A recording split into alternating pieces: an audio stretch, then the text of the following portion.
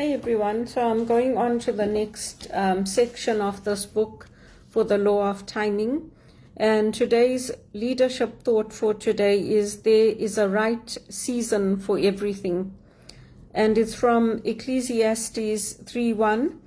To everything there's a season, a time for every purpose under heaven. So seasons are not all the same length. Seasons have different timing. Each season has a beginning and an end. Each season affects us differently in our life. They always come in sequence, and crops of success may be cultivated in winter and simultaneously harvested at different times, depending on when the fruit comes up. Every season must be managed effectively to reap an abundant harvest. So there's 4 seasons in our lives as leaders. The first season is the season for planning. So right now, for example, for me, in terms of my job search, I plan my days. I plan that I'm going to job search in the morning, or I'm going to job search in the evening. I make a strategic plan of which companies I'm applying to, where my skills would be most valued. And it was the same before I came to Canada. Before I even arrived in Canada, I contacted the Human Resources Association of Ontario to find out what do I need to do, what qualifications do I need to work in HR, how do I go about it, so that when I got here, I knew who I had to contact, how I had to get my credentials assessed, what I needed to do. And so we plan things in our life. We might not be able to plan everything, but we can at least plan. If we're out of work, that we're planning that, okay, I'm looking to get a job. I'm sending out X amount of applications every day. I'm contacting recruiters. I'm checking the websites on a weekly basis. I'm following up and seeing where I have transferable skills. So this is the winter of our lives. It's the time where we are planting the seeds. It's the time where we don't see the fruit of our work. Then we have the season for spring. And we also plant in spring sometimes. Crops or our efforts yield fruit at different times. So it really depends on what we're doing. In spring, you'll find that you have new life. You have new things coming up. And you find that with our lives too, we have new accomplishments, we have new goals, we have new things that we want to try. That's the spring of our life. It's the time when everything is new, when everything is exciting, where everything is budding with life. And then we have the summertime. The summertime is a time for most of us of letting go of responsibilities, of having some downtime, of enjoying the weather, of enjoying family and friends. People go away in Canada for their holidays.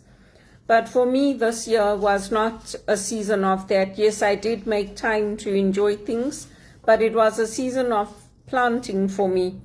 It was a season, like many seasons of summers in Canada, where I've been job searching, where I've been looking for that next opportunity, where I've been out there pounding the pavements, making calls, sending out applications, following up on my applications, talking to people. So it depends on where you are in the stage of your life, and that's true of your organizations too. Maybe for this year, your organization did not have any downtime in the summer. Maybe you were dealing with a crisis. Maybe you were dealing with finding your next client that you are going to help. So summertime usually is about that. And then the fall season, it's about production. So it's where everything comes together.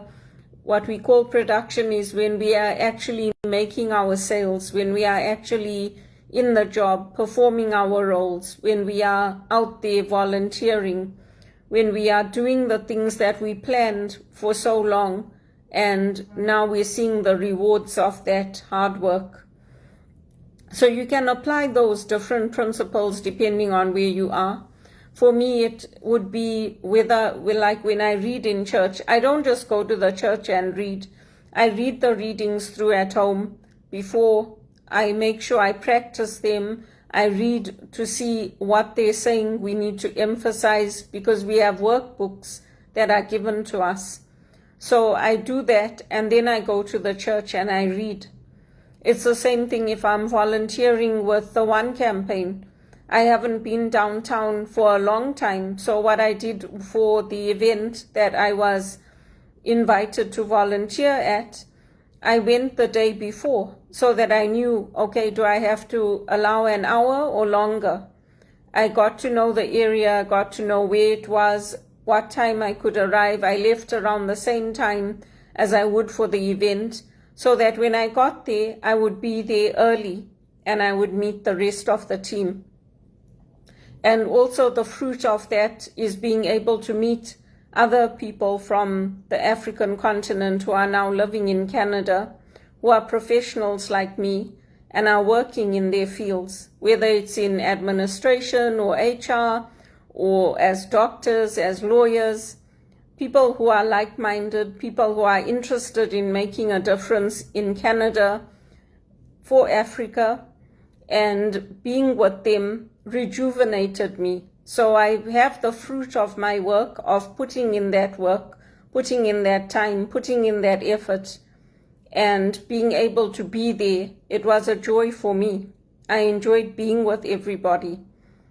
It's the same thing with graduating. I put in the work, I put in the time, I put in the effort, I learned, I have the knowledge, whether it's with John Maxwell and the license that I have to teach, to speak, and to coach, or whether it's using my BCom or my Masters of Arts. It didn't just fall in my lap. I put in the work and I yielded the harvest of that, and I yielded the fruits of that, and they were good fruits. They were not rotten fruits. So it's making an impact not only for us here, but with our politicians, with the people that we're helping in Africa, with the people that we're helping around the world.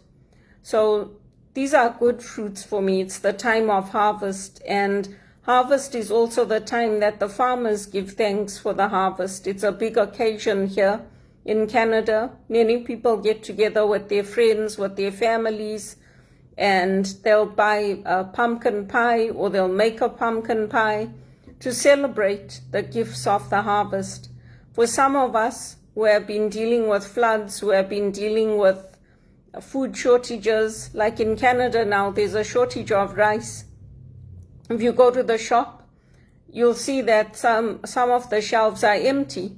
So people have been told by certain priests, by following videos on YouTube, buy an extra packet of rice, keep it. Of course, you don't want to hoard.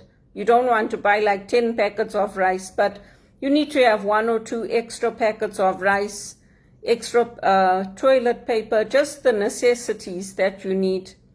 So we have to also be prepared. When we are harvesting, we need to look at, has our work yielded good results? And for me, it has yielded good results.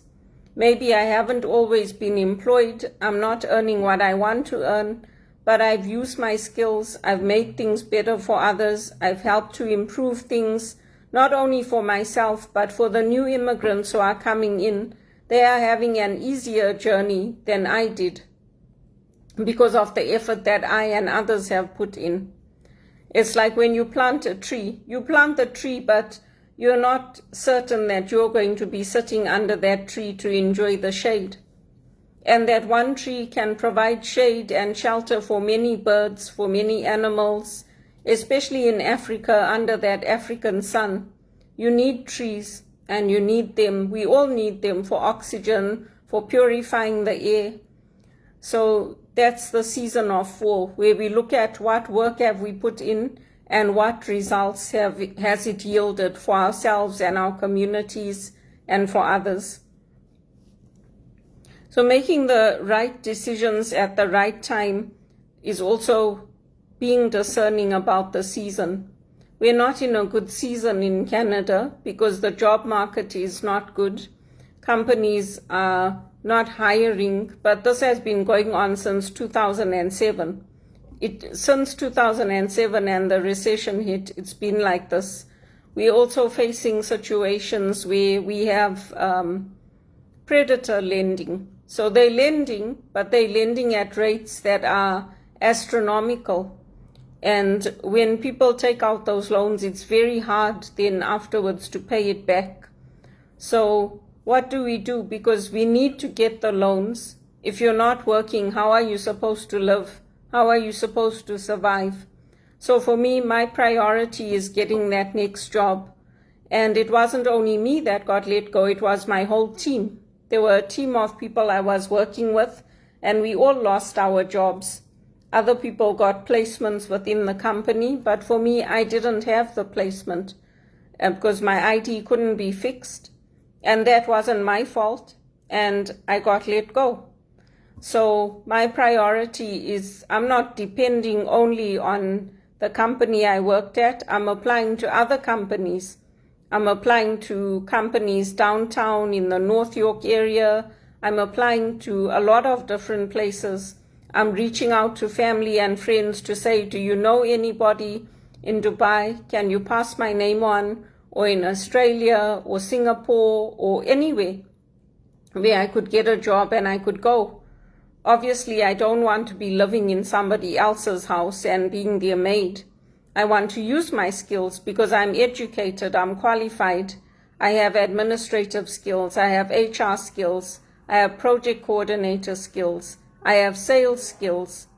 So I want to use all of those skills, and I want to earn my own living and be independent. So that's how we can apply these principles for the John Maxwell. And today's question for reflection is, are your decisions consistent with the season?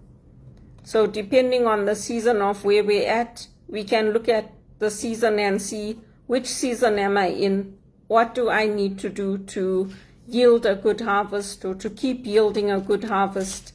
And we can focus on that and we can move forward. We can plan, we can plant, we can use the time in summer to relax, and then we can yield a harvest.